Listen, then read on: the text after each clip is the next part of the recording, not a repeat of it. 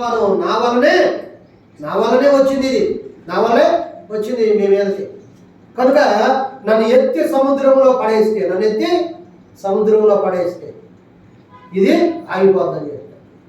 నిజంగా ఎవరైనా అంటున్నారా నన్ను బట్టే గొప్ప తుఫాను వచ్చింది, నన్ను బట్టే ఇలా వస్తుందని చెప్పి యోనా అన్నట్టు ఎవరైనా అంటారా? ఎంతవరకే అవ్వ ఆదాములు ఇదిగోయ్యా నువ్వు ఇచ్చావు కదా ఈ స్త్రీ ఇచ్చావు కాబట్టి ఈమె తినమంటేనే తిన్నాను అని అన్నాడు ఆయన. ఆ స్త్రీ ఏమందంటే ఈ సర్పము నన్ను మోసపుచ్చగా తిన్నాను, ఎవరి మీద చేశారు?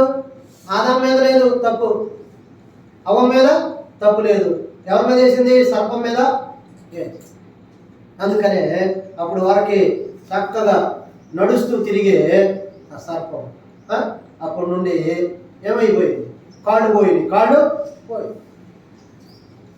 ఒకప్పుడు కొండ వలె బల్లి వలె ఎక్కిన చెట్లు ఎక్కగలిగిన విధానంలో ఉండే అది ఏమైపోయిందంటే ఎప్పుడైతే దేవుని మాటలు ధిక్కరించి తన బిడ్డలైన వారిని ఆయనకు దూరం చేసిందో కొన్ని పార్టులు దేవుడు ఏం చేశాడంటే కట్ చేసేసి ఏం చేశాడు?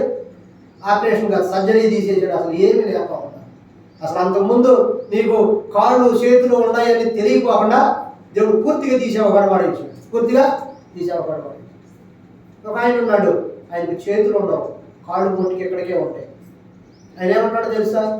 అసలు నేను ఎందుకు పుట్టానో నేను అని అనుకుంటాం పోయి అసలు ఎలాగైనా పుట్టించాడని ఎలా ఉన్నా సరే దేవునికి మహిమకరముగా బ్రతకడమే దేవుడు నాకు ఇచ్చిన గొప్ప ధన్యత.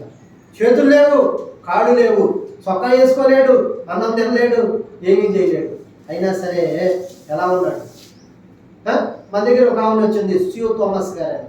ఆమెకు చెవులు వినపడవు ఆమె దగ్గర కొన్ని కుక్కలు ఉన్నాయి. ఆ కుక్కలో ఆమె ఏం చెబితే అవి చేస్తాయి.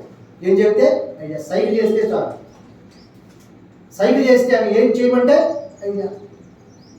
నిజంగా కుక్కలలో అలాంటి పరిజ్ఞానం, కుక్కలో అంత సున్నితంగా మనిషి ఎలాగైతే కదలికల ద్వారా చెబుతున్న మాటలని అవి పసిగట్టి అవి చేయగలుగుతున్నాయి అంటే నిజంగా అవి. అందుకని కుక్క విశ్వాసము గల జంతువు. కానీ ప్రభు మనల్ని రక్షించుకున్నాడు, అన్నీ మనకి ఇచ్చాడు. కానీ మనం వాటికలాగా విశ్వాసంగా ఉండాలి, వాటికన్నా ఎక్కువ విశ్వాసం ఉండాలి, వాటికన్నా ఎక్కువ నమ్మకంగా ఉండాలి, వాటికన్నా ఎక్కువ నమ్మకత్వాన్ని మనం చూపించాలి, వాటికన్నా ఎక్కువ జ్ఞానము కానీ, తెలివి కానీ, వివేకము కానీ, సామర్థ్యాలు కానీ, శక్తి కానీ అన్నీ మనకి ఇచ్చాడు.